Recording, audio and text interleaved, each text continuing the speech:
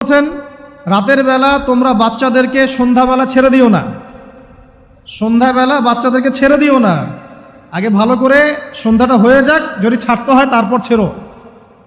তারপর রাতের রাত যখন গভীর হবে তখন তোমরা এলোপাথালি ঘোরাফেরা করো না, রাস্তাঘাটে বনে জঙ্গলে ঘোরাফেরা করো না। কারণ এই সময় এমন কিছু মাখলুককে আল্লাহ পাক ছেড়ে দেন যাদেরকে তোমরা দেখো না। এখন বিজ্ঞান যেটা প্রমাণ করতে পারে নাই, এটা কি বিজ্ঞানের ব্যর্থতা না ইসলামের ব্যর্থতা? যদি বৈজ্ঞানিকভাবে আপনি প্রমাণ করতে না পারেন তাহলে সেটার কোনো অস্তিত্ব নাই। এই কথাটাকে ডাহা মিথ্যা কথা। যদি মুমিন হতে চান তাহলে এই কথার উপরে এসে ইসলাম কবুল করতে হবে। যদি মুমিন মুসলিম হতে চান এই কনসেপ্টটার ঊর্ধ্বে এসে ইসলাম কবুল করতে হবে।